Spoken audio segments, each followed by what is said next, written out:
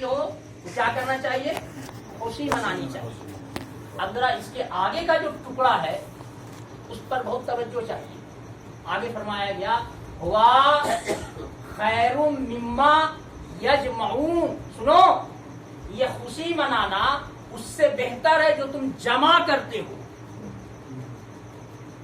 کیا فرمایا کہ یہ جو خوشی منانا ہے یہ اس سے بہتر ہے جو تم یجمعون جمع کرتے ہو.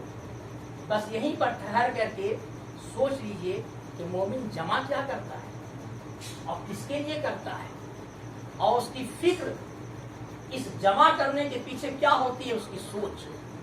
دولت جمع کرتا ہے، کیا اس سے اس کو نجات ملے گا؟ نہیں. مخاطبت مسلمانوں سے ہے، مومنوں سے ہے، ظاہر ہے کہ مومن اعمال جمع کرتا ہوگا.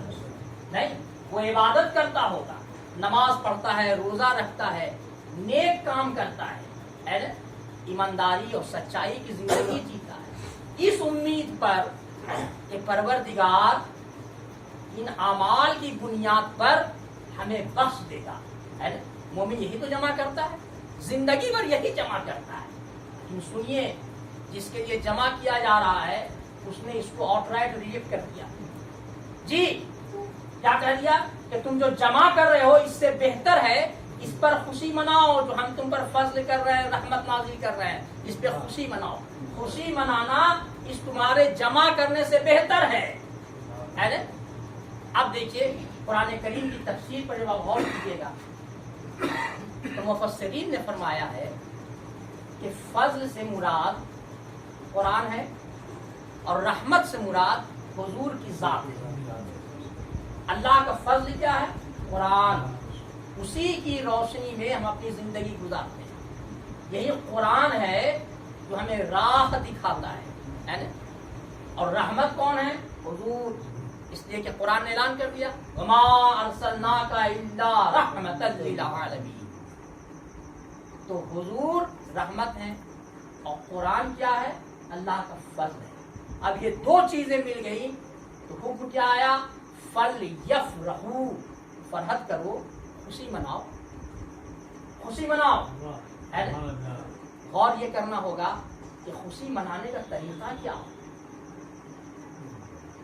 کیا اس خوشی کے موقع پر ہم نماز پڑھیں؟ پڑھ سکتے ہیں شکرانے کے طور پر، وہ رکھیں. کیا ہم روزہ رکھیں؟ رکھ سکتے ہیں. نفل روزہ رکھنے پہ کوئی پابندی تو ہے نہیں، آپ رکھ سکتے ہیں. وظائف پڑھیں، ہاں پڑھیے. اللہ کا نام ہے جس قدر چاہیے، صبح لیجیے، شام لیجیے، دن لیجیے، رات لیجیے. تہجد پڑھیں، ہاں ضرور پڑھیے، ہے نا. چاشت پڑھیے، اشتراک پڑھیے. مگر اس کی تو نفی آگے آ گئی کہ سنو یہ خوشی منانا وہ جو تم جمع کر رہے ہو اس سے بہتر ہے خوشی منانا. آپ سمجھ رہے ہیں؟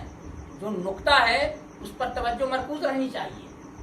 اگر اس سے مراد یہی ہے کہ خوشی کا موقع ہے تم دوگانہ ادا کرو، نماز ادا کرو، روزہ رکھو، تو وہ بات تو آ گئی آگے. واہ خیر مما یجمعون، کہ تم جو جمع کر رہے ہو جی اس سے بہتر ہے یہ خوشی منانا. اب آپ کو جب الجھن پیدا ہوگی تو اس الجھن کا ازالہ بھی اسی رحمت للعالمین کی ذات سے ہوگا.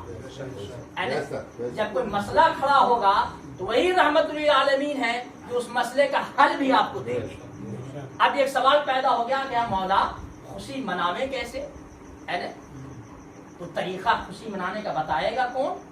وہی محمد رسول اللہ بتائیں گے جن کی آمد کی خوشی ہم اور آپ منا رہے ہیں. چنانچہ یہ واقعہ ہم اور آپ بچپن سے سنتے آئے ذہن میں محفوظ ہے، لیکن چونکہ یہ حدیث شریف میں ہے اور حدیث کی تلاوت بھی عبادت ہے، کار ثواب ہے، اس لیے بار بار اس کی تلاوت کرتے رہنی چاہیے، سنتے رہنا چاہیے. چہ جائے کہ ہم 1000 بار سن چکے اور واقعہ محفوظ ہے ہمارے ذہن میں، لیکن تلاوت کرتے رہنا چاہیے. کوئی یہ نہ سمجھے کہ قرآن ایک بار پڑھ لیا تو اب زندگی بھر کے لیے ہو گیا. نہیں، روز تلاوت کرنے کی چیز ہے. ایسی حضور کی احادیث مبارکہ ہے. چنانچہ حضرت عباس حضور کے چچا ہیں، اپنے چچا ہیں، سگے چچا حضور کے، ان کا نام ہے عباس ابن عبد المطلب. آپ فرماتے ہیں کہ ہمارا بھائی ابو لہب جب مر گیا، سگا بھائی تھا ابو لہب، حضور کا का सगा चचा है, अपना सगा चचा है, उसका नाम है अबू लहब। तो फरमाया कि हमारा भाई जब मर गया कुछ रोज के बाद हमने ख्वाब में अपने भाई को देखा, ख्वाब में। तो हमने पूछा कि भाई तुम्हारा क्या हाल है? अबू लहब कहता है कि बहुत बुरा हाल है, सख्त अजाब में मैं मुब्तला हूं। मगर एक खास बात अब्बास में आपसे बता दूं। कहा क्या? कहा कि वो हमारे भाई अब्दुल्ला का वो जो बच्चा दुनिया में तशरीफ लाया था, मोहम्मद, जिससे हम जिंदगी भर लड़ते रहे, झगड़ते रहे, जिसको जिंदगी भर हम तकलीफ देते रहे, जिसको गाली बकते रहे, जिसकी राह में कांटे बिछाते रहे, और जिसके दीन को पनपने और फलने फूलने से हम रोकते रहे, जानते हो उसका सदका हमको पहुंच रहा है यहाँ जहन्नम में। कहा कि कैसे? कहा कि हुआ ये कि जब बच्चे की विलादत की खबर आई, हमारी जो कनीज थी, तुम भी जानते हो अब्बास, सौबिया नाम था। क्या नाम था? सौबिया।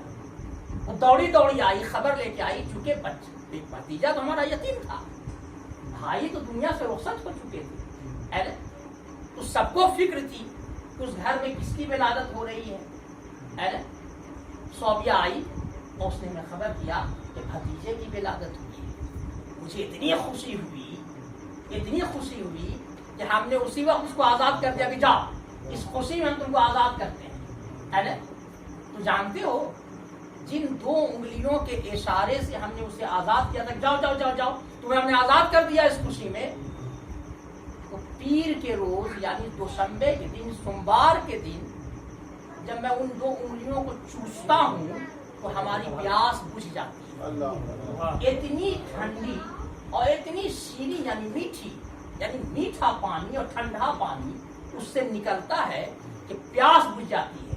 और सोमवार को परवरदिगार हमारे अजाब में भी तखफीफ कर देता है। ये वाक़या आप लोगों ने सुन लिया है, पहले से भी आप लोगों के ज़हन में महफूज है, यहाँ ठहर के गौर करने की बात है।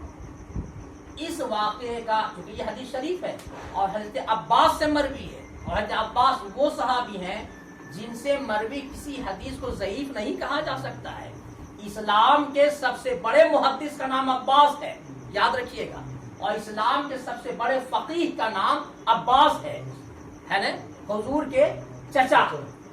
चुनांचे चारों नाचार मजबूरन ही सही जो मिलाद पर जिनकी हमें तन जाती हैं, वो भी अपने किताबों में इसका तज़किरा करते हैं, मगर जानते हैं पेच क्या उठाते हैं?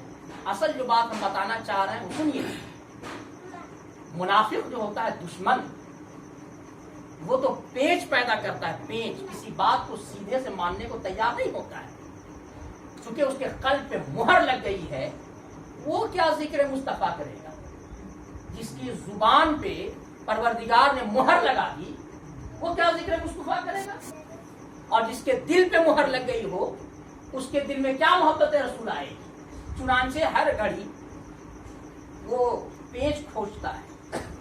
वाकया तो लिखा कि ये तो है बात सही, मगर जानते हैं लिखने वाले मुतरजीन ने लिखा है, दुश्मनों ने, क्या मुनाफिकों ने लिखा है कि जानते हैं किस वजह से है? इस वजह से नहीं है तो हुजूर की विलादत की खुशी में, अरे उसने बड़ा नेक काम किया। अबू लहब ने क्या नेक काम किया? कनीज थी, पहले कनीजों को खरीदा जाता था और खरीद करके उसको रखा जाता था, तो वो गुलाम थी, कनीज थी, खरीदी हुई थी, उसको आजाद कर दिया। तो एक को कैद से जो आजाद किया, तो कैद से आजाद कर देना नेक काम है, इस नेक काम का उसको अज्र मिलता है। सुनिए, जबकि शरीयत का साफ मसला है, ये कुरान में भी है, हदीस मुबारका में भी है कि काफिर अगर नेक काम करता है, मुशरिक कोई नेक अमल करता है, मसलन एक हॉस्पिटल उसने बना दिया, बड़ा बेहतर काम किया उसने, इलाज हो रहा है, स्कूल बना दिया, एक दरख्त लगा दिया, कुआं खुदवा दिया, कहीं चापनल गड़वा दिया, ये सब नेक काम है। और कुफार भी ये काम करते हैं, नहीं करते हैं? करते हैं। तो शरा शरीफ में इस सिलसिले में वाज़ेह बयान मौजूद है कि काफिर जो नेक काम करते हैं, परवरदिगार जुल्म नहीं करता है किसी पर, और परवरदिगार नाइंसाफी भी नहीं करता है किसी के साथ। अगर उसने नेक काम किया तो उसका अज्र देता है और इसी दुनिया में दे देता है। इस नेक काम के एवज اس کو بھی فائدہ ہوتا ہے, اس کی اولاد کو بھی فائدہ ہوتا ہے, اس کی نسلوں کو بھی فائدہ ہوتا ہے, مگر کہاں؟ اسی دنیا میں. روح نکلنے کے بعد اس کے کسی عمل کا اس کو کوئی اجر نہیں ملے گا. جب شرع شریف کا یہ حکم ہے تو ابو لہب نے ایک نیک کام یہ کیا کہ لونڈی کو آزاد کر دیا, تو اس کا اجر وہاں کیسے مل رہا ہے اس کو؟ اور کر رہے ہیں آپ. معلوم یہ ہوا کہ ابو لہب کو جو اجر وہاں مل رہا ہے یہ صرف اور صرف ولادت مصطفیٰ کی خوشی منانے کی بنیاد پر مل رہا ہے. حضور کی آمد پاک کی خوشی منانے کی بنیاد پر جب ایک کافر کو یہ انعام مل سکتا ہے کہ جب وہ انگلیوں کو چوسے, کافر کی انگلی ہے اور کافر کی انگلی سے ٹھنڈا پانی کا چشمہ جاری ہو جائے. ابو لہب کی انگلی کس کی انگلی ہے؟ کافر کی انگلی ہے. اور جانتے ہیں ابو لہب کے ہاتھ کے بارے میں کیا آیا قرآن میں؟ تبت یدا ابی لہب و تب. ابو لہب کے دونوں ہاتھ ٹوٹے.